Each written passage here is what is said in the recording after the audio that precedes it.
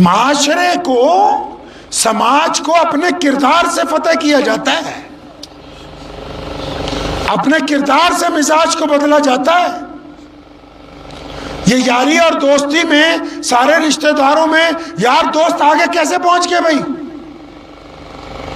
آپ کو پتا ہے نا اسلام میں بھی سب سے بڑا مرتبہ کس کا ملا؟ اسلام میں سب سے بڑا مرتبہ کن کو ملا؟ نبی علیہ السلام کے دوستوں کو ملا۔ کن کو ملا جی؟ نبی علیہ السلام کے۔ کئی لوگ نعرہ نہیں لگاتے حق چار یار؟ پتہ ہے آپ کو نہیں؟ سیدنا ابوبکر صدیق رضی اللہ تعالیٰ عنہ کون ہے؟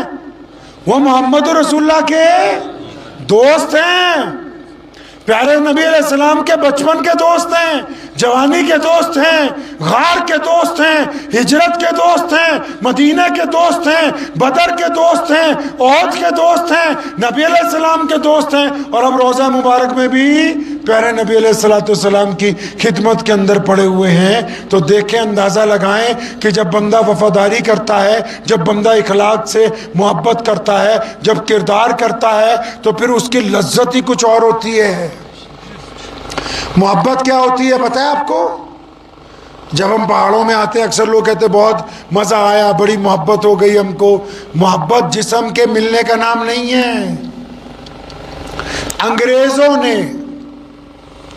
ٹیپو سلطان شہید رحمۃ اللہ علیہ کو ایک بات کہی، کہنے لگے کہ محبت اور جنگ میں سب کچھ جائز ہے۔ تو ٹیپو سلطان نے کیا کہا؟ فرمایا جھوٹ بولتے ہو، اسلام یہ کہتا ہے کہ محبت میں اگر بنا نکاح کے عورت مرد ملے تو ہم اس کو زناکاری کہتے ہیں، جنگ میں اگر دھوکے سے کسی کو مار دیا جائے تو ہم اس کو آتنکواد کہتے ہیں۔ دونوں چیزوں کے اندر تمام چیزیں جائز نہیں ہو سکتی ہیں۔ اسلام نے معیار طے کیا، اسلام نے سلوک طے کیے ہر چیز کے۔ ہماری ذمہ داری بنتی ہے، آپ نمائندے ہیں پیارے نبی محمد رسول اللہ صلی اللہ علیہ وسلم کے، آپ نمائندے ہیں۔ آپ یہ نہ سوچیں کہ آپ صرف یہاں واڑ ون میں کاروبار کر رہے ہیں، نہیں نہیں نہیں نہیں، آپ صرف کاروبار نہیں کر رہے، کیونکہ آپ کا نام عبد الرحمن ہے، آپ اسلام کے نمائندے بھی ہیں۔ آپ محمد شفیع ہیں، آپ میر ہیں، آپ ڈار ہیں، آپ چودھری ہیں، آپ خان صاحب ہیں، انصاری صاحب ہیں، قریشی صاحب ہیں۔ کیوں یہ اتنے صاحب کیسے لگ گئے ساتھ میں؟ جب نبی علیہ السلام کائنات میں آئے کوئی صاحب نہیں تھا، یہ انہوں نے کلمہ لا الہ الا اللہ محمد رسول اللہ کی دولت دی، تب یہ عزت ہمارے سروں تک پہنچی ہیں۔ ان سے پہلے کسی نے یہ کمال کر کے نہیں دکھایا، یہ انہوں نے دکھایا۔ تو جب عزت دینے والے نبی ہوں تو ہم کو کیا بانٹنا ہے بھائی؟ ہم کو کیا بانٹنا ہے؟ عزت بانٹنی ہے، باہر سے آنے والوں کا اکرام کرنا ہے، ان کا احترام کرنا ہے۔ آپ کے پاس تو خوبصورت موقع ہے اس بات کو ثابت کرنے کا کہ اہل اسلام تعداد کی وجہ سے اپنے سامنے کسی کو کمزور نہیں سمجھتے۔ اسلام نے کہا طاقت کی وجہ سے کوئی بادشاہ نہیں ہے، کردار کی وجہ سے۔ اسلام نے کہا کہ طاقت کی وجہ سے فیصلہ نہیں ہوگا۔ قرآن پاک میں اللہ تعالیٰ باقاعدہ فرماتے ہیں کہ اگر گواہی دینی ہو اور وہ گواہی تمہیں کبھی اپنے ماں باپ کے خلاف دینی پڑ جائے، وہ گواہی کبھی اپنے بھائیوں کے خلاف دینی پڑ جائے، وہ گواہی کبھی اپنے دوستوں کے خلاف دینی پڑ جائے، اور گواہی سچی ہو تو تم اس بات کا خیال نہ کرنا کہ یہ گواہی مجھے اپنوں کے خلاف دینی ہے، اس بات کا خیال کرنا کہ مجھے اللہ اور اس کے رسول صلی اللہ علیہ وسلم کے حکم کے مطابق گواہی دینی ہے۔ تو کتنی پیاری جگہ ہے، کتنا پیارا موقع ہے، کتنا اعلیٰ کردار بنانے کی زندگی ہے۔ خود بھی اپنی شکل نبی علیہ السلام کی سنت کے مطابق بنائیں، اپنا لہجہ سنت کے مطابق ہو، آنکھوں میں شرم و حیا سنت کے مطابق ہو، مہمان کی کردار سنت کے مطابق بنائیں، مہمان کی خدمت دین کے مطابق کریں، مہمان کے ساتھ معاملہ ایمانداری کے ساتھ کریں، مہمان کے ساتھ خلوص ایمانداری کے ساتھ کریں، تاکہ جب مہمان لوٹ بھی جائے تو وہ جا کے آپ کو صدیوں تک یاد کرتا رہے کہ وہاں ایک رات کے لیے ان کے پاس گئے تھے، ان کے جیسی ایمانداری میں نے کہیں دوسری جگہ نہیں دیکھی۔ ایک واقعہ کل رات کو بھی میں نے سنایا تھا, وہ آپ کو سنا کے بات ختم کرتا ہوں. ایک صاحب, میں نے خود ان کو دیکھا آج سے 15-20 سال پہلے. وہ میرے والد محترم رحمۃ اللہ علیہ کے پاس آئے کہ میرا دل چاہتا ہے میں کلمہ پڑھ لوں. انہوں نے کلمہ پڑھ لیا. پھر ایک دن آئے, کہنے لگے میرا دل چاہتا ہے میری امی اور میرے ابو بھی کلمہ پڑھ لیں. تو انہوں نے بڑی کوشش کی, 5 سال. ان کی والدہ ایمان لائیں. پھر وہ کوشش کرتے رہے. 10 سال جب ہو گئے تو ان کے والد بھی ایک دن مان گئے. وہ ہمارے آئے مٹھائی لے کے کہ اماں ابا دونوں مان گئے. لیکن انہوں نے جو قصہ سنایا بس میں وہ آپ کو بتانا چاہتا ہوں. تو کہنے لگے کہ جب میری امی مان گئی تو ہم دونوں ماں بیٹا روز کوشش کرتے تھے کہ ابا سے بات کریں گے. باپ کا مزاج کیونکہ تباً تھوڑا سخت ہوتا ہے, تو کہنے لگے کہ ہم روز کوشش کرتے. لیکن ایک دن بات بنی, ہم نے ان کے آگے اپنا راز کھول دیا. تو کہنے لگے کہ ابا ہمارے ناراض نہیں ہوئے. انہوں نے مجھے اور میری ماں کو کہا کہ صبح بات کروں گا تم سے. اپنے کمرے کی کنڈی لگائی اور جا کے لیٹ گئے. کہتے ہیں میں ساری رات میں اور میری امی پریشان رہے کہ کہیں اپنے آپ کو کوئی نقصان نہ پہنچائیں, اپنے جسم کو کوئی نقصان نہ پہنچائیں. وہ کہتے ہیں صبح کو انہوں نے دروازہ کھولا, نہا دھو کے کھڑے تھے. مجھے کہنے لگے چل میں تیرے ساتھ چلوں گا مسجد میں, فجر کی نماز پڑھوں گا. نماز پڑھ کے آئے. جب گھر آئے تو ان کی بیوی نے ان سے کہا یہ جو ساری رات ہمیں سولی پہ ٹانگا ہے, تم صبح رات نہیں کہہ سکتے تھے کہ مجھے بھی دین پسند ہے, میں بھی تمہارے ساتھ. تو انہوں نے جو بات کہی وہ آپ کو بتانی ہے. تو اس بچے کے والد نے کہا, کہنے لگا سنو تم یہ سمجھتے ہو کہ مجھے تمہاری تبلیغ اسلام کی طرف لائی ہے, تمہارے چند کتابیں. کہتا نہیں تمہاری غلط فہمی ہے. میں جس گاؤں میں پیدا ہوا نا, میرے پڑوس میں جو تھا وہ عبد الرحمن رہتا تھا یا عبداللہ رہتا تھا. ہم دونوں اکٹھے پیدا ہوئے, گلی میں اکٹھے کھیلتے تھے. پھر سرکاری اسکول میں اکٹھے پڑھنے گئے. پھر 10ویں 12ویں اکٹھے کی. پھر دونوں کا اکٹھے ایک سرکاری نوکری میں ملازمت لگ گئی. پھر دونوں اکٹھے ریٹائر ہوئے. کہنے لگا جب تم نے رات مجھے کہا نا کہ ابا تم بھی ایمان لے آؤ, میں نے کنڈی لگائی, اپنے بستر پر لیٹا. میں نے یاد کیا کیا بچپن میں کبھی عبداللہ نے میرے سے بے ایمانی کی؟ یاد آیا کبھی نہیں کی. پھر میں نے اپنی جوانی ٹنڈولی اور دیکھا کہ جوانی میں کبھی عبداللہ نے میرے ساتھ بے ایمانی کی, مجھے زنا کی طرف بلایا, مجھے شراب کی طرف بلایا. پتہ لگا عبداللہ نے کبھی جوانی میں مجھے گناہ کی طرف نہیں بلایا, مجھے گناہ سے روکا. کہنے لگا پھر میں نے اپنی نوکری کے دن تلاشے کہ عبداللہ نے کبھی رشوت لی ہے. میں نے بھی دیکھا کہ اس نے کبھی زندگی بھر رشوت نہیں لی. کہنے لگا میرے بیٹے تو یہ سمجھتا ہے کہ میں تیری تبلیغ سے ایمان لایا ہوں. کہتا ہے رب کعبہ کی قسم اگر عبداللہ بے ایمان ہوتا تو میں دنیا میں کبھی بھی ایمان نہیں لے کے آتا. ایمان کردار کی بات ہے. اتنا سستا تھوڑی ہے کہ کوئی بھی چند سکوں سے جسم خرید لے چند گھنٹوں کے لیے. اتنا سستا تھوڑی ہے ایمان کہ کوئی بھی ہمیں اپنی مرضی کے ساتھ کہے کہ اچھا ایک رات ہم اکٹھے گزاریں گے اور ہم کہیں اچھا نہیں. جسم کا رشتہ روح کے ساتھ ہے. ایمان کوئی معمولی چیز نہیں. اور آپ یہ نہ کہیں غلط فہمی میں رکھنا کہ صرف مسلمان ہی ایسے ہوتے ہیں. دنیا میں جتنی بڑی قومیں ہیں وہ ایمانداری کی وجہ سے آگے جاتی ہیں. آپ نے سنا ہوگا لوگ کہتے ہیں جاپانی مشین خریدنی ہے. کسی کو پوچھو یہ چیز کہاں سے لائے, آگے جاپانی نیل کٹر ہے خراب نہیں ہوگا, یہ جاپان کا کیلکولیٹر ہے خراب نہیں ہوگا. کیوں؟ ان کے پاس کوئی بہت بڑھیا چیز ہے نہیں, ان کے پاس ایمانداری ہے. وہ جو پروڈکٹ بنا رہے ہیں صدیوں سے آج تک اس میں ملاوٹ نہیں کی ہے. دنیا نے ان کی ایمانداری کا لوہا مان لیا. منڈی میں اگر وہ کھڑے ہوتے ہیں اپنا سامان لے کے تو لوگوں کو پتا ہے کہ میڈ ان جاپان ہے, تو اس کا مطلب یہ سب سے بڑھیا چیز انہی کے پاس ہے, کوئی ان کے ٹکر کی چیز بنا نہیں سکتا. قومیں اپنے کردار سے آگے بڑھتی ہیں. قوموں کو اپنا کردار بنانا پڑتا ہے, اپنے اندر اخلاق پیدا کریں. ہمارے پاس تو سب سے بہترین چیز کون سی ہے؟ پیارے نبی حضرت محمد رسول اللہ صلی اللہ علیہ وسلم. ارے بھائی عرب کے بدوؤں کو دیکھو. آپ لوگ تو آج کل واٹس ایپ کھیلتے ہو, فتوے کھیلتے رہتے ہو. کوئی کہتا جی وہ وہابی خراب ہے, کوئی کہتا جی فلان نے سنی تو کوئی فلان نے. مسئلہ تو یہ ہے کہ ہم خود کیسے ہیں, ہم خود کیسے ہیں. ابھی دل پہ ہاتھ رکھ کے سچ بتاؤ کہ آپ میں سے کوئی ایسا بندہ ہے جس نے ایمانداری سے کبھی یہ سمجھ کے کسی کا بھلا کیا ہو کہ سامنے والا یہ سمجھے کہ مسلمان اچھے ہوتے ہیں؟ اپنے گریبان میں جھانک کے دیکھیے ذرا.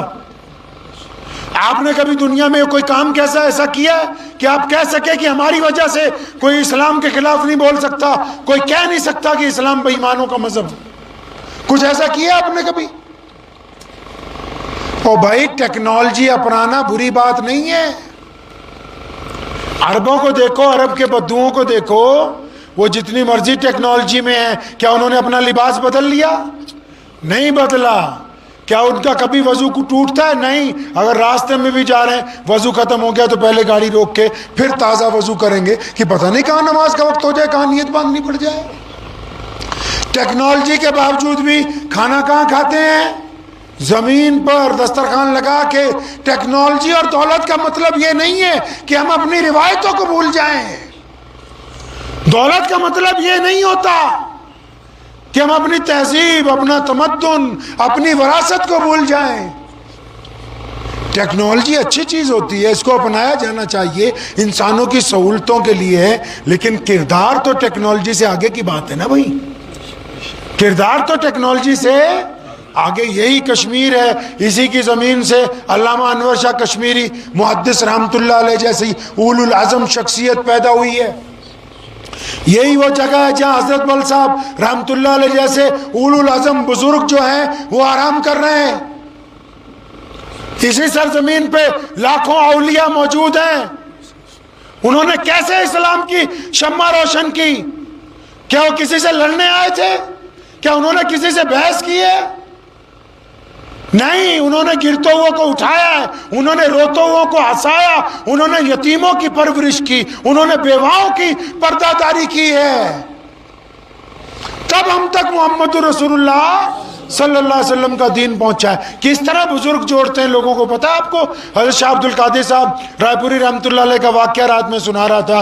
ہم یہ سمجھتے ہیں کہ دین فتوے کے ساتھ آتا ہے. دین فتوے کے ساتھ نہیں آتا, دین تقوی کے ساتھ آتا ہے. فتوے سے دین سمجھا جا سکتا ہے, فتوے کے ساتھ دین کو سمجھ سکتے ہیں, لاگو نہیں کر سکتے. لاگو کیسے ہوگا؟ تقوی کے ساتھ. کس کے ساتھ بھائی؟ ایک بہت بڑے بزرگ ہیں, ان کا نام ہے حضرت مولانا شاہ عبد القادر صاحب رائے پوری رحمت اللہ علیہ. یاد رہے گا نام آپ کو. انہوں نے اپنے گاؤں کے ایک لڑکے کو بلایا, نماز نہیں پڑھتا تھا. کہا یار تو نماز نہیں پڑھتا؟ تو اس نے کہا جی میں نماز تو پڑھنا چاہتا ہوں لیکن میں وضو نہیں کر سکتا, پانی بڑا ٹھنڈا ہے واڑون کا. تو بولے اچھا.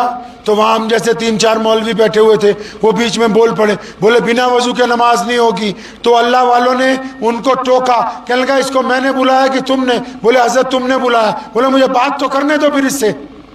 دیکھو اللہ والے دین کیسے چلاتے ہیں, اس کو سمجھو پہلے اس بات کو. اور پھر اس سے ہاتھ ملایا, مجھے نماز, وہ نماز تو پڑھوں گا, پانی ٹھنڈا, وضو نہیں کروں گا. اچھا وعدہ کر لے کہ بنا وضو کے ہی نماز پڑھنی. اس نے وعدہ کر لیا, وعدہ ہو گیا. جوہر کی نماز میں وعدہ ہوا, عصر کی نماز بنا وضو کے, ظہر کی نماز بنا وضو کے, عصر کی بنا وضو کے, مغرب کی بھی. جب عشاء کی نماز کا وقت ہوا تو وہ بھی بیٹھا وضو کر رہا تھا.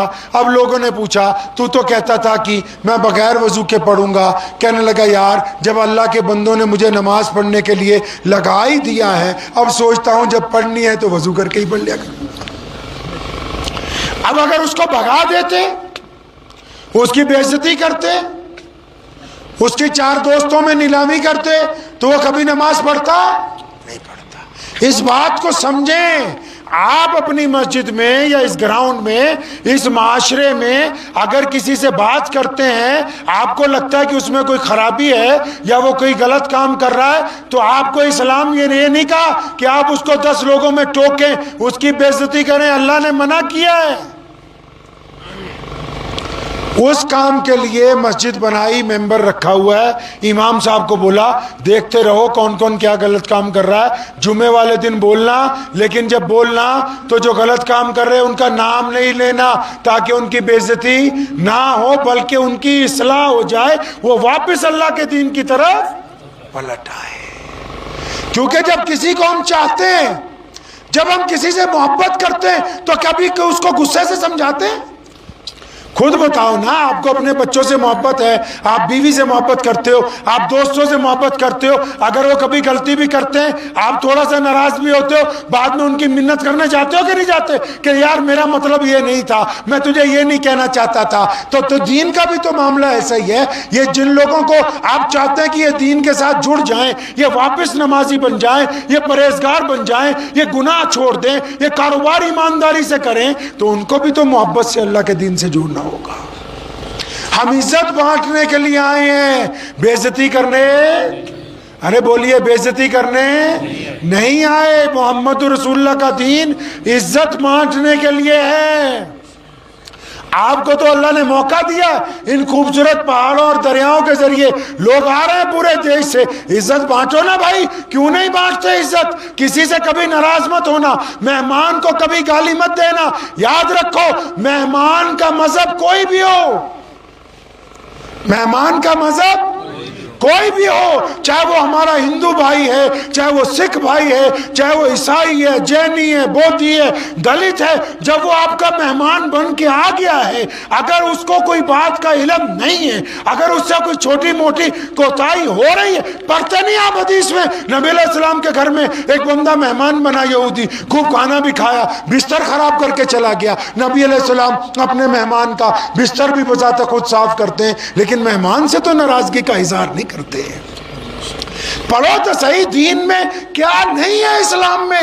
کون کہتا ہے کہ ہمارے لیے اسلام میں کچھ روایتیں نہیں ہیں؟ کاروباریوں کے لیے اسلام میں روایات بڑی پڑی ہیں, محبت کرنے والوں کے لیے اسلام میں روایات بڑی پڑی ہیں, وفاداری کرنے والوں کے لیے اسلام میں روایات بڑی پڑی ہیں, قربانی کرنے والوں کے لیے اسلام میں روایات بڑی پڑی ہیں, کھیتی کرنے والوں کے لیے اسلام میں روایات بڑی پڑی ہیں, کاروبار کے اصول اسلام میں موجود ہیں, ماں باپ کی اقتدا اسلام میں موجود ہے, بیوی کی محبت اسلام میں موجود ہے, بیٹوں کا سلوک اسلام میں موجود ہے, بیٹیوں کی عزت اسلام میں موجود ہے, پڑوسیوں کے حقوق وہ بھی محمد رسول اللہ کے دین کے اندر موجود ہے.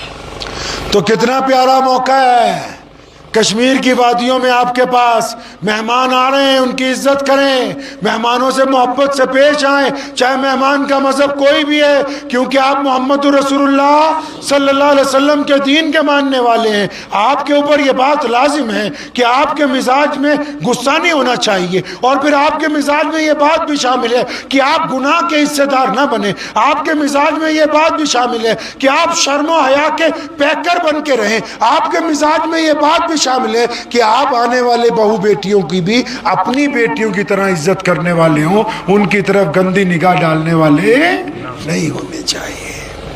آپ نے سنا ہوگا, یہاں دیکھا بھی ہوگا, مسلمان عورتیں برقع لیتی ہیں, مسلمان عورتیں برقع لیتی ہیں نا جی انشاءاللہ. تو لیکن قرآن نے کہا ٹھیک ہے مسلمان عورتیں برقع لیں گی, لیکن اللہ نے مسلمان مردوں کو بھی کہا کہ اپنی نگاہیں نیچی کر کے رکھو. ٹھیک ہے کہ پوری دنیا والے برقع نہیں پہن رہے, لیکن مسلمان کی نگاہ کے اندر زنا کی آمیزش شامل نہیں ہونی چاہیے. تو آپ نبی علیہ الصلوۃ والسلام کے دین کے وارث ہیں, پیغمبر علیہ الصلوۃ والسلام کے جن کا دین آپ تک پہنچا ہے, وہ وراثت آپ کے پاس موجود ہے. ہم نے اس کو قائم کرنا ہے انشاءاللہ تعالی, اور محبت کے ساتھ اس کو قائم کرنا ہے, خلوص کے ساتھ اس کو قائم کرنا ہے, دیانتداری کے ساتھ, اپنے علماء کے ساتھ. اور جتنے نوجوان ہیں وہ بھی سنیں, جتنے بچے ہیں وہ بھی سنیے, جتنے بڑے ہیں وہ بھی سنیے. تھوڑا سا روز وقت نکالے, آدھا گھنٹہ, 1 گھنٹہ, اپنے امام کے پاس, اپنے مفتی صاحب کے پاس, اپنے شیخ الحدیث کے پاس جا کے کچھ وقت گزارے. کس بات کے لیے کہ مولانا صاحب ہمیں اپنے نبی علیہ السلام کی کوئی بات سناؤ, ہمیں کوئی ان کی صبح سناؤ, ہم کو کوئی ان کی شام سناؤ, ہم کو ان کے چلنے کا طریقہ بتاؤ, ہم کو ان کی باتیں کرنے کا کوئی ذکر سناؤ, ہم کو کچھ ان کی آنکھوں کا ذکر سناؤ, ہم کو کچھ ان کی زلفوں کی روایات پڑھ کے بتاؤ, ہم کو نبی علیہ السلام کے نالین مبارک کا کچھ بتاؤ, ہم کو کچھ ان کے وضو کے قصے سناؤ, ہم کو کچھ ان کی سجدے کا طریقہ بتاؤ. جتنا روز پیارے نبی علیہ السلام کو سنیں گے تو ان سے محبت جو ہے وہ بڑھتی چلی جائے گی انشاءاللہ تعالی. تو کریں گے اس کام کو انشاءاللہ. اللہ تعالیٰ آپ کو بھی جزا دے. ہمارے مفتی عارف صاحب مدد ذلو علیہ کھینچ کے لائے ہیں مجھے, مفتی حضرت شیخ الحدیث مفتی صغیر صاحب مدد ذلو علیہ بٹھنڈی سے موجود ہیں ہمارے درمیان, اور ہمارے مولانا کیا نام قاضی عبد الرحمان صاحب اور تمام اکابرین موجود ہیں.